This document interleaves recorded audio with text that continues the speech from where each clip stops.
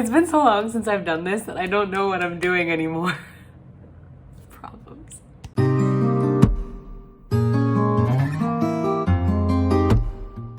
Okay, I'm just gonna go for it. So, hi. Firstly, it's been a really long time, and I'm back, I think. I thought I'll just quickly do a little like life update and kind of explain where I disappeared and why I wasn't posting on YouTube for the last like year and a few months, and just talk about my plans and what I hope to kind of do with this channel moving forward. So yeah, if you want to know more, if you want to know what's been going on, then please keep watching. And yeah. Okay, so I stopped posting on YouTube sometime last year around May, I believe. Or maybe it was earlier as well, I think. It might have been March. I was kind of going through a lot, like emotionally, and I wasn't able to cope with like the feeling of putting myself out there, basically. And I also feel like I started getting very self-conscious of like what I was saying and how I was being perceived by people. That was a really big thing for me because I don't know, like I genuinely started my YouTube channel just so I can at least, well, firstly, I love making videos. Like I love editing videos. I genuinely enjoy it. Secondly, I just thought if I can help like one other person even, it would feel like it's worth it. But it came to a point where when I would post stuff, I would be really self-conscious what people were saying about the video or what people were saying about me. And I think especially because I go to a pretty small university, this might have just been in my head, but I started getting the vibe that like people were perceiving me in a certain way and I was being talked about, maybe negatively, I think, and that's what was going through my head. I'm not saying that's actually what was happening. So I started feeling very scared to post things and say things because I was like, I don't want to be, you know, perceived in this way. So I just stopped posting videos. And obviously I also needed a bit of time to like figure out what was going on in my head because I was going through a lot. And now that I've taken like this time away from YouTube and kind of been debating going back for a couple of weeks now, I think I'm ready to do it again. So that's why I'm making this video. But yeah, it's been a crazy year and I feel like so much has changed. I'm actually ready to start doing this again. I want to be able to help people again like I was before, because I don't know, the other day I was just looking at some of my old videos and it's not like I get like 1 million views. I get like maybe 100 at the most. But there's always that like one comment of someone that said something like, this really helped me, thank you so much. And I feel like that's what I really like about sharing these things. So yeah, moving forward, I kind of want to keep making videos related to medical school, related to just life and everything. And literally, if it just helps one person, if each video just helps one person, it will mean everything to me. I just want to like put a bit of a disclaimer that whatever I share is what works for me. And I feel like everyone works differently, especially like in terms of I'm talking about studying, like in medical school. Everyone has their own styles of learning. Everyone has their own styles of studying. So what works for me might not work for you.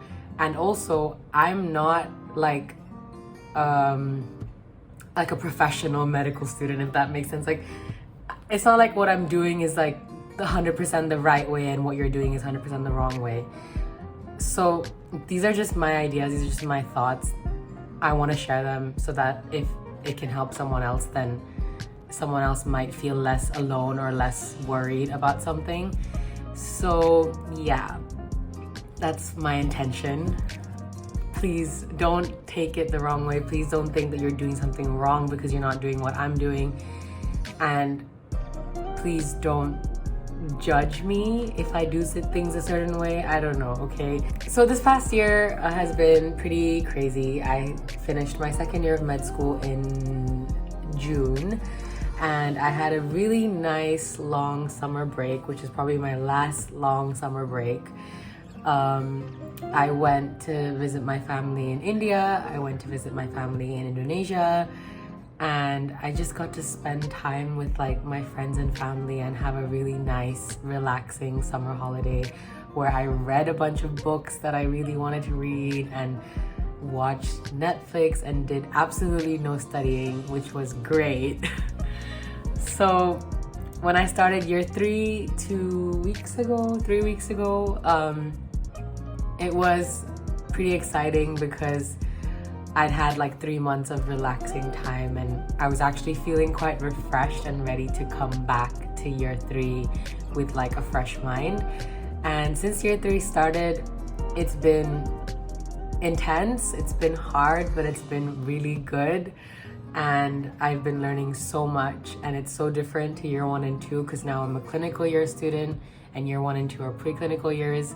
I'll just kind of explain what's been happening because this is like a life update, I guess. But yeah, so year 3, we're now clinical year students. So how it works for Newcastle University is that you do 2 blocks in semester 1. And one of them is called Essentials of Clinical Practice, or EOCP for short. And within that block, you have 4 smaller blocks that run for a fortnight each. So I just finished my first fortnight, which was like GI stuff. And I'm moving to my second block, which will be, I think, rheumatology and dermatology. And yeah, so how it works is they kind of integrate classroom teaching with hospital-based teaching. So you have a mix of both. And yeah, like you have seminars and lectures on campus, and then you have hospital teaching where you are expected to clerk patients and take a history and do a physical examination and be able to present your findings. So I had my first hospital visit 2 weeks ago, which was extremely daunting because that was the first time ever I was going to the hospital as a clinical year student. I had one hospital visit in year 2, which was pretty relaxed because it was just like a transition, like a expectation kind of a session where they showed you how it's going to work in year 3. So during the first session, I think I was very nervous that now we're actually seeing real patients, because prior to this, like when we do sessions and you need to learn how to do clinical skills like an abdominal examination or take a history, it's usually with like volunteers. So they're like people who are generally fit and well and they're not in pain. But now that we're in like hospital, we're actually seeing real patients who are in pain.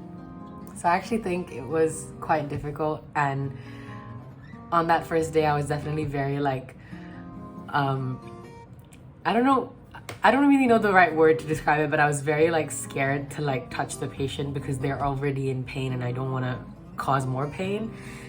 So it took a little bit of getting used to, but this week I had two more hospital sessions, and I think like by the third one, which was yesterday, I felt a little more comfortable, but still not there yet.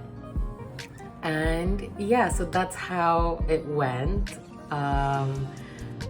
I've been really enjoying teaching in year 3 so far. Like I think it's very different to year 1 and 2. It's a lot more clinical.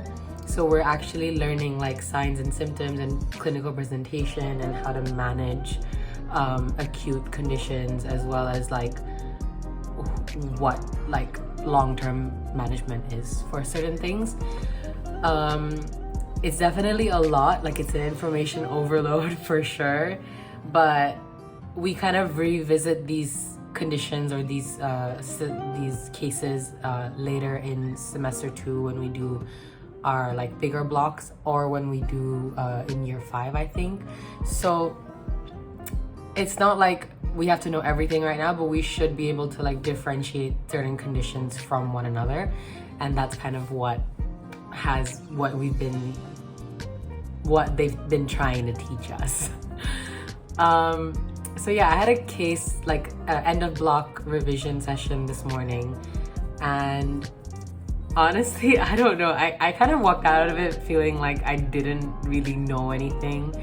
And I don't know if everyone felt like that or if I was just a bit like tired and so I just felt that way. But some of the questions were a bit tricky, and we had basically SBA style questions. And if you don't know what SBA is, it's basically single best answer. So you get generally 5 options and all of them might be correct, but you have to pick the best answer. So like the question would be something like, what is the best initial management step?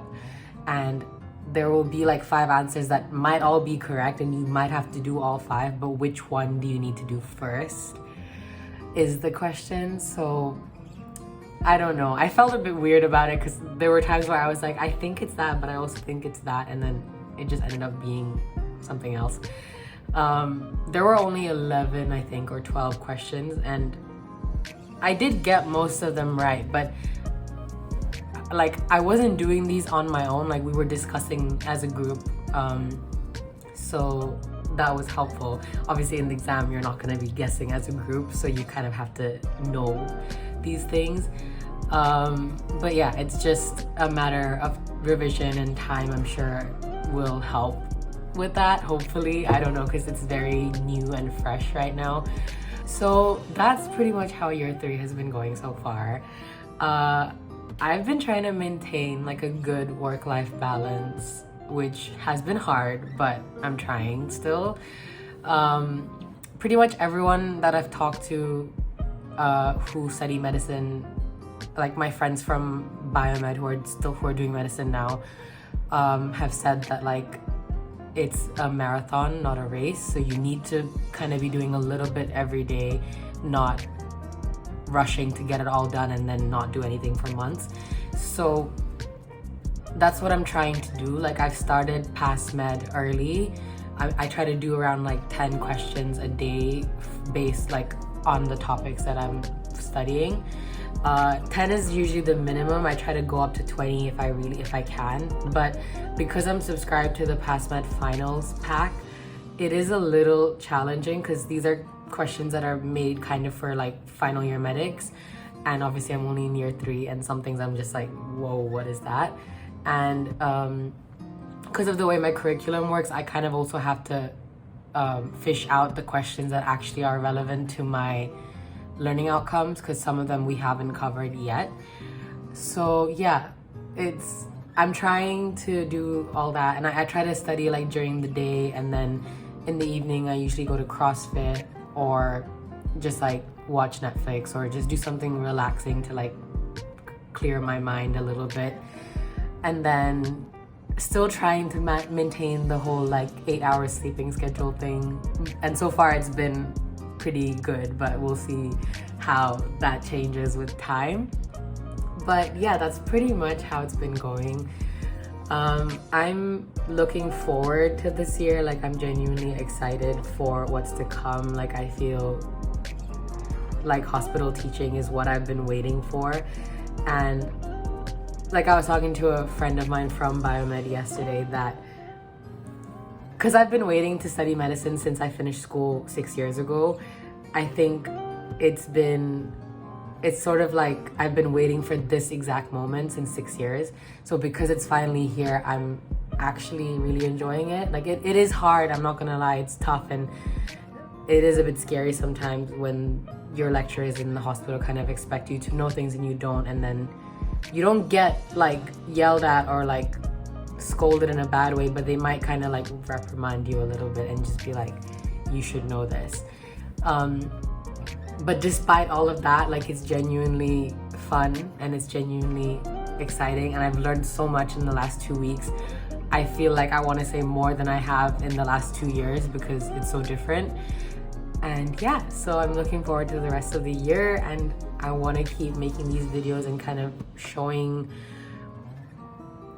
whoever you are really just like how to cope with life and manage fun things alongside medical school, because it's really possible and it's really recommended, because there's no good that comes from studying 24/7, just like there's no good that comes from procrastinating 24/7. Like, you really should try to maintain a good work-life balance. Everyone talks about it, but it's not that easy to do, so I want to try and do it and then lead by example and show you if you want to know how to do it as well. So yeah, that's pretty much it from me. I hope you enjoyed this little life update, and I hope you stick around for more videos, hopefully to come soon. And yeah, thank you so much for watching, and I'm excited to be back. So see you soon, I guess.